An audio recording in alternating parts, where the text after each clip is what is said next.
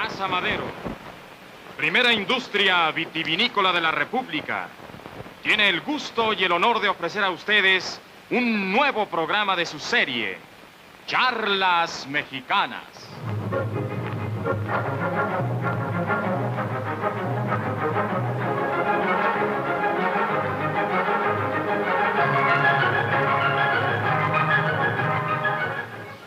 Charlas Mexicanas, que honran con su presencia y con su mensaje de cultura tres ilustres personalidades de las letras mexicanas: don José Vasconcelos, don Alfonso Junco, don Jorge Carrión. Muy bien. Desde luego la figura de don Porfirio Díaz ha sido signo de contradicción. Durante su largo reinado, que así cabe decirle, fue un tributo quizá extremado de toda la gente para aquel hombre que logró la paz después de tantos disturbios como habíamos padecido y que habían imposibilitado cualquier vida de progreso en la República. Posteriormente, como él fue precisamente el presidente caído al empuje de la revolución, naturalmente todos los regímenes posteriores y toda la gente triunfante en esos regímenes tenía un concepto depresivo, quizá exageradamente depresivo, respecto de don Porfirio. Ha habido pues los dos extremos. Yo creo que debemos enjuiciar con objetividad el pro y el contra de este personaje ciertamente notable y destacado en la vida de México. El pro, desde luego, es muy notorio.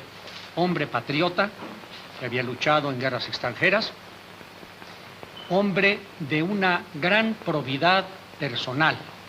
Lo fue desde que era guerrillero, cosa realmente notable, y lo fue durante su larga gestión como presidente.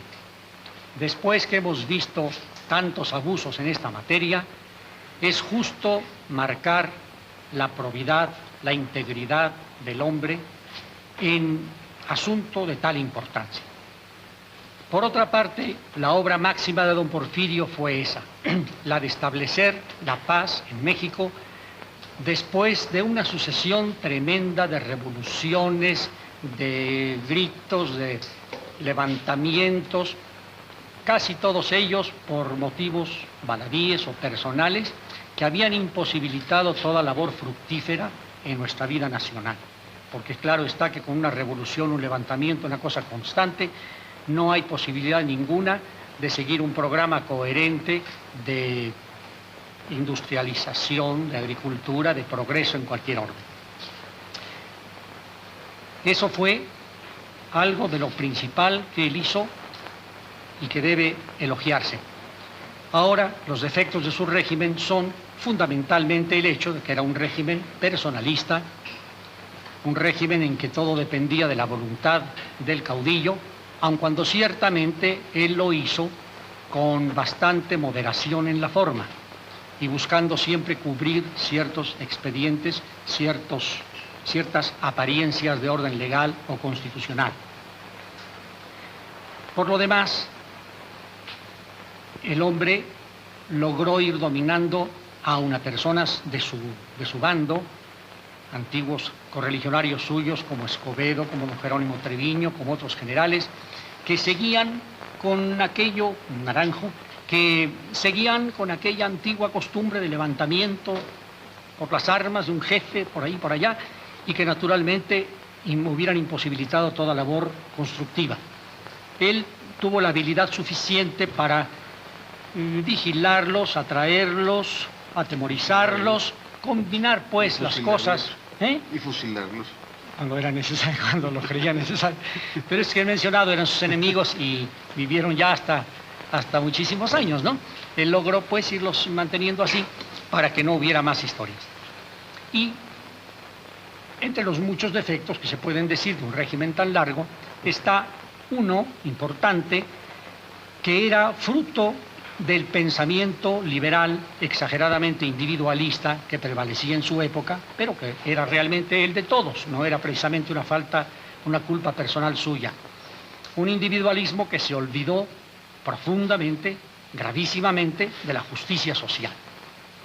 Faltaba un espíritu de comprensión de las necesidades de la gente más humilde, un propósito de distribución más justa, más equitativa de la riqueza, de levantar verdaderamente a la gente que estaba en posición más baja, tanto en lo material como en lo espiritual, y aquello fue haciendo perdurar una situación de injusticia social que a la larga vino a estallar por un motivo directamente con Madero, de orden político, el sufragio efectivo y la no reelección del lema, pero que en el fondo traía implicadas muchas vindicaciones de orden social. Diga usted, Pues yo creo, desde luego, que toda dictadura fundada en el personalismo, o más bien que en el personalismo, en la preeminencia y el privilegio de una oligarquía, de una clase social muy reducida, es odiosa en principio.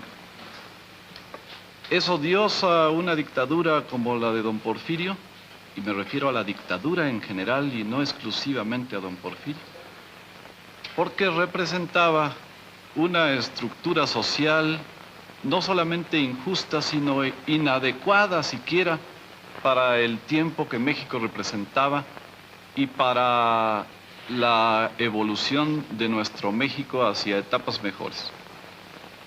Las clases bajas de México, las clases campesinas, México en aquel tiempo era un país netamente semifeudal, vivían en la más espantosa miseria y desde el punto de vista de las libertades humanas en la esclavitud. Eran los aparceros, eran los medieros, eran todas las masas agrupadas alrededor de las grandes haciendas, dominadas por señores verdaderamente feudales, tanto por el tipo de régimen económico que practicaban, como por el ausentismo que en la mayor parte de las veces informaba el trabajo en las haciendas que se encomendaba a mayordomos. Económicamente, pues, era una dictadura odiosa, puesto que, además de no permitir que las grandes mayorías mexicanas tuvieran un nivel de vida siquiera decente o decoroso, no permitía la posibilidad de ningún desarrollo de México, como lo fue demostrando la progresiva entrega que la dictadura hizo de las materias primas a las empresas extranjeras. La obra que se le elogia a la dictadura porfirista como de progreso es la que tipifica a las dictaduras. La obra material de grandes palacios reducidos a unas pequeñas áreas, tanto urbanas como de clases sociales, la obra de ferrocarriles que solo beneficiaba a la extracción más pronta de las materias primas mexicanas, las obras, en fin, que conducían estrictamente a mantener en el poder a la clase que formaba la dictadura. Es pues odiosa y como gobierno es muy bueno en tanto que sirve a la dictadura. Luego, si la dictadura es odiosa, ese gobierno fue odioso y uno de los peores que ha padecido México.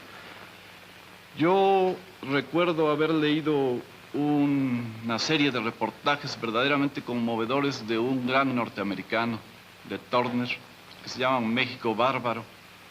En ese reportaje, él hace una exposición de lo que observa en la República, acompañado de un gran amigo mexicano, Gutiérrez de Lara. Un gran libro, Estímulo de la Revolución. Ya lo creo. Y en ese libro, Turner nos describe con precisión y nos dice que hay muchas gentes que creen que cuando se habla todavía de esclavitud en la época en que él lo hacía, se hablaba en un sentido, digamos, simbólico, refiriéndose a la miseria o refiriéndose a una jornada estrictamente larga en el trabajo, pero que después de haber recorrido México, él podía comprobar que la esclavitud no tenía nada de abstracta en el mundo y que existía en México, y que reprobaba, como lo reprobó con esa voz de gran norteamericano, porque hay muy grandes norteamericanos, la presencia de escuadras que ya en aquel tiempo patrullaban las aguas de México para prevenir cualquier intento revolucionario contra don Porfirio. Y recuerdo como una cosa especialmente conmovedora, cuando en Yucatán Turner delante de su amigo Gutiérrez de Lara, escucha las penalidades de los indios llevados de leva desde Sonora, de los indios yaquis, a los cuales se separaba de sus mujeres, se engrilletaba, se dispersaba por todos los campos enequenales y se mantenía con jornadas de 24 horas, se puede decir, de trabajo y alimento deficientísimo y en viviendas miserables, o más bien dicho, en cárceles. Después de escuchar ese relato de alguno de esos indios y de la manera como los transportaban, dice Torner, mi amigo Gutiérrez de Lara lloró y añade, yo no lloré entonces, pero ahora me lo reprocho con toda el alma. Bonito, muy bonito. Para mí es penoso este tema. Se acaba de celebrar el centenario de la muerte del general Díaz. Me parece un poco ocioso ensañarse en figuras que están ya juzgadas por la historia liquidadas y que por desgracia tienen familiares que le inspiran a uno respeto. Yo tengo motivos especiales de cierta relación, cierto cariño para esas gentes. Yo soy de Oaxaca. Don Porfirio en sus memorias relata cómo, siendo un pequeño hijo de una viuda honesta pero pobre, fue a ver al hombre de la tienda principal del portal de Oaxaca, que era un bisabuelo mío, un don Joaquín Vasconcelos, para pedirle que tomara de dependiente o de ayudante en la tienda al jovencito don Porfirio.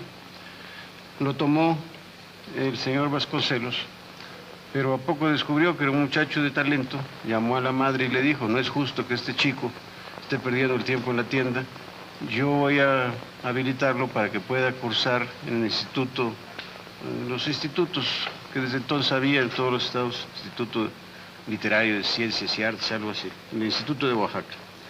Ahí se formó don Porfirio, todavía siendo un joven estudiante, se cometió el acto heroico de levantarse en armas contra la dictadura de Santa Anna.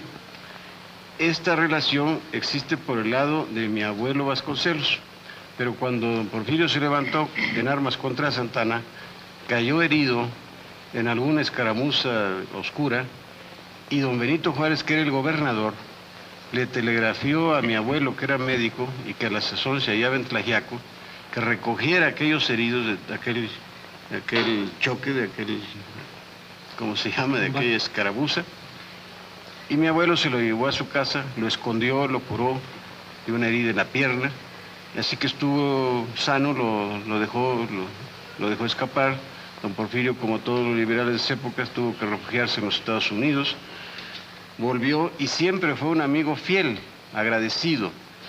Tanto de la familia Vasconcelos había ya desaparecido políticamente, pero mi abuelo siguió en el servicio de la República. Mi abuelo estuvo con el grupo de los que fueron a Nueva Orleans con Juárez y murió de senador, en fin, en el servicio de la República. Pero estos lazos que pudieran detener mi voz no son suficientemente fuertes para hacerlo, porque aquí desempeñamos en cierto sentido una función pública. Somos voceros de la opinión, estamos obligados a ponernos por encima de sensiblerías, sentimientos personales, para decir la verdad.